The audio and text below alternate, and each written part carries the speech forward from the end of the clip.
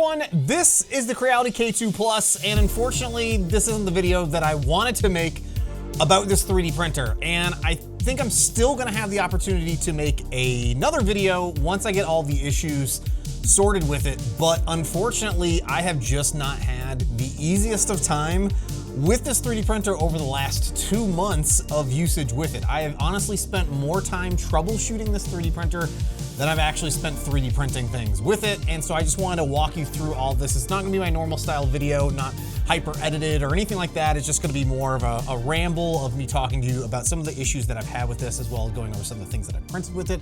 Honestly, this thing, when it was working, was printing amazing, and my prints were looking incredible. It printed incredibly fast. I'm loving the huge build volume for it. I'm honestly loving Creality's CFS system, their Creality filament system here. So it's their multi-filament system that's up top. It has the ability to easily access things on the bottom, so if you end up getting clogs or anything like that. It works with cardboard spools as well. There's like a little device here on the top that's gonna help that fit and not lift or anything like that. It's got these, like, just honestly some really great innovative things that they've included on their CFS system here over like the Bamboo Lab AMS. Unfortunately, the one big issue is just getting things to actually print with this. And in my case, it's one issue that I've seen across a multiple of other users running into the same exact issue. And it has to do with the strain gauge, or just leveling the bed and getting the bed properly level so that it will actually print and operate accordingly. So again, this is Creality's K2 Plus Combo system here that includes the filament system and the 3D printer, and Creality's really going for the larger print market here with their fully enclosed Core XY fast 3D printer. This has a build volume of 350 by 350 by 350, which honestly is amazing, and allowing me to print some really large props on this, which is what I'm, primarily gonna be looking at printing with this. I've unfortunately only printed with PLA on this machine so far. I just haven't had the chance to print with other materials due to some of the issues that I'll get into here in a few minutes. But again, the prints that I've been getting off of it look phenomenal. It has a print speed up to 600 millimeters per second. It's gonna be floating somewhere around 300 to 400 to 500, I believe, while it's printing. The nozzle can heat up well over 350 degrees, allowing you to print with a wide variety of different materials, not just PLA, PETG, and TPU, but ASA, carbon fiber materials, ABS, you name it, this should be able to handle it. On the side here, it has an RFID reader here, so Creality's trying to implement that RFID tags on their spools. I honestly not sure how well that's gonna take off or go well for them, but I would love to see a brand like Creality here implement some sort of generic RFID system. So I know people have tried to crack these. Why lock it down? Just make it open. Just make it open and let people build their own RFID tags for their own spools of filament. I think brands are missing the point with this and making it easier to use these types of functions.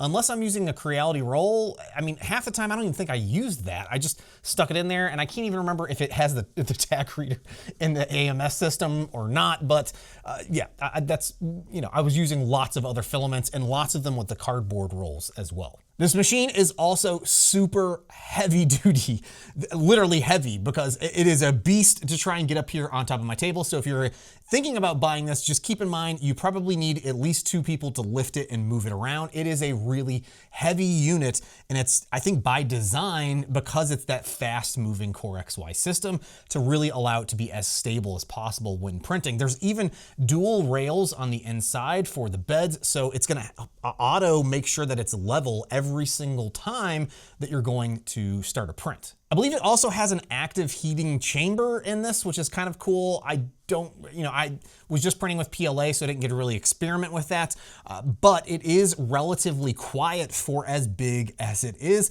I was honestly expecting this machine to be a lot louder while it was printing than it was. It has Wi-Fi and Ethernet port on the back of it. You can also load up files with a USB stick on the side. Sending files was relatively easy using Creality's slicer, which is a skin of Orca slicer or Bamboo Studio or Prusa slicer, the whole thing. But Creality's put their whole spin on it, and it's a bit of a miss, and it's kind of wonky to use, especially if you're a Mac user. I honestly haven't like looked to even see if it's been updated, but previously it was flashing every time I'd use my Mac with the slicer. It would just give this glitching, flashing effect when using that slicer.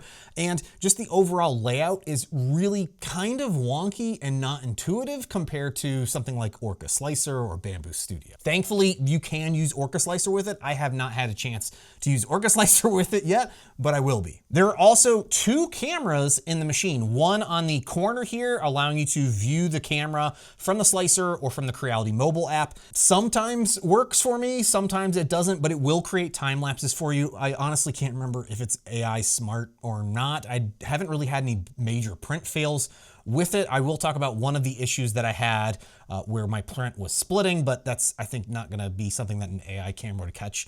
But it also has a camera built into the print head, so it could do calibration lines on the print bed to calibrate your filament before a print job starts. The other thing I wanted to mention is the price tag before I get into the issues with my prints. This is an expensive machine. This is, I think, $1,500 for the combination here for the CFS system and the printer. It is a big machine. So you're getting a lot of build volume, you're getting a lot of printer, you're getting a lot of tech for this. And when it was working so incredibly well. And I was so excited to be able to show this off. But I'm at the point right now where I'm just super frustrated with my overall experience with the machine. And I hate to say that because my contact to Creality has been nothing but amazing in getting back to me and trying to help me and putting me in contact with their support team. I should also mention that the amazing folks over on the Creality Discord have been just wildly helpful. If you have a Creality 3D printer, if you have a K2 3D printer, join the Creality Discord. There are some amazing members over there that have like offered to send me replacement parts, which is way too kind. You definitely don't need to do that. But they've also try to help me troubleshoot as best I could and offer lots of different tips and suggestions and even third-party tools that I was able to try and run to see if that would help correct or identify some of the issues, which unfortunately it did not. Also, I've got lots of, basically the hot end is disassembled here on my bed, along with some other parts that I've taken apart because I have done a whole bunch of different troubleshooting with this. You're obviously not gonna be able to see in this, but maybe I have some other footage. But I've taken the hot end apart so many times now to try and alleviate the strain gauge issue, which the only way to get to that is you have to completely take apart the entire thing, which is just a painful, time-consuming process. But thankfully, Creality has actually done a pretty good job with creating a wiki that has all of the error codes that are available on the machine that you might run into. There's a QR code that you're gonna scan with your phone that will bring you to the wiki that will allow you to find the error code that you're looking for. There's, in a lot of cases, videos that will also go through the process of breaking down and replacing that individual part. And over the course of the past 2 months, Creality has set up their website and now have replacement parts for a lot of the things that you might end up needing to replace for the printer, which is honestly fantastic. Those are all amazing things. Unfortunately, they're just not working for me. And again, this is all coming down to that strain gauge. And basically what happens is anytime that I would either try to start a print or I would try to run any of the calibrations, that anything that had to do with leveling the bed, it would immediately error out and then just basically shut itself down. This was, I've tried different firmwares, I've tried rolling back the firmware, I've tried rebooting the machine, I've tried force restarting the machine using third-party tools. I've actually replaced the strain gauge twice. Creality sent me one. I bought my own just in case the one that they sent me didn't work. They also sent me a replacement print head board, so the PCB that goes on the back of the print head that everything plugs into. That didn't work. Right now, I'm waiting on a motherboard for the printer that everything plugs into because maybe that's where the error's stemming from. But so far, anyone that I've seen with this error, this same issue online, I have yet to see anyone actually successfully fix this or solve this issue. And I've seen this issue being reported by people over on the Creality Reddit, on the Creality Facebook, on the Creality Discord, and on Creality's own wiki forums there reporting of this same error and message with the strain gauge. And it's just incredibly frustrating trying to solve this. And I know that I'm not alone in this, which is why I'm also sharing this message or this video. And hopefully when I get the motherboard in and can get that replaced, which is probably going to be another 2 weeks. And that means I'm going to have to get that disassemble this even further, get that replaced, and then get it tested. And then I can start running prints again. Fingers crossed, I'm going to be looking at least another month plus out before I can make an actual video showcasing what this can really do using lots of other materials, which is why I'm making this now, because literally I got this at the end of December. I think I had it up and running for 1 to 2 weeks before I ran into that error. And then for the last pretty much 2 months now, I've been waiting for items to ship and just troubleshooting and disassembling and putting it back together. And it's not like a quick thing that you can take apart, plug it back in and test. No, you have to fully break everything down, check all of the wires to make sure everything's okay, plug them back in correctly. Then you can go through the process of updating and running the calibrations to make sure that it all actually runs accordingly. And as most of you know, I'm a big Magneto fan, so the very first thing that I printed was this Magneto helmet from Marvel Rivals, and it turned out amazing in this single color print here. So I immediately decided, all right, well, now that I've got it printing with one color, let me slice it up and print it in multicolor using that CFS system and see how well this thing actually prints and with its color changing and pooping and all that good stuff. Which is where I ran into my very first issue that I encountered with the machine. Is I was printing with the door closed, and as soon as I opened the door to record some footage of the print, it shifted, or I don't know if it's the cool from my studio impacted the print, and it immediately caused that shift in the print as it was printing. So pretty much from there on out, I either left the door open or left the door closed or risked opening it and causing any further layer shifts. And with these multicolor prints, there was no way that I was gonna risk that. So I reprinted the entire thing over again, and it turned out incredible, leaving the door closed. And I think this was like a 36-hour print, which in my opinion is pretty fantastic for as big as this is. This would never fit on one of my Bamboo Lab 3D printers. And it's, you know, really the build volume for this fits so well with printing some of these larger cosplay pieces in multiple colors. And yeah, it still produces a ton of poop when you're working with this. I didn't refine the settings or anything. I just went with the generic options when I set the colors and let it do its thing as it was doing these multicolor purge poops here. So yeah, it definitely runs through a lot as expected with any of these multicolor prints. And because it's a massive printer, you're gonna need a massive poop chute. There's actually another piece that attaches here that I've removed since I was doing some work on the printer, but that attaches here and then fits snugly into place right there. And then you can either magnetically attach this to the printer. I have mine just sort of freeform fitting here, and then you can slide this out. It's actually really well designed. It takes up basically, I think, almost a whole roll of filament to print this one big poop chute, but it's a really good file for this print that's gonna fill up off the side here. I also printed this articulating huge dragon, this dinosaur or dragon bone skeleton dragon that turned out, like, for the most part, turned out really good, except where the print separated from the bed. So either this needs to either be heated up further or maybe the texture. I probably could use one of those cryo grip plates here for the K2 Plus. It'd probably be the most ideal thing over this one that comes with the printer. But in general, the print itself, like the print quality looks fairly good. I didn't calibrate this filament or anything like that.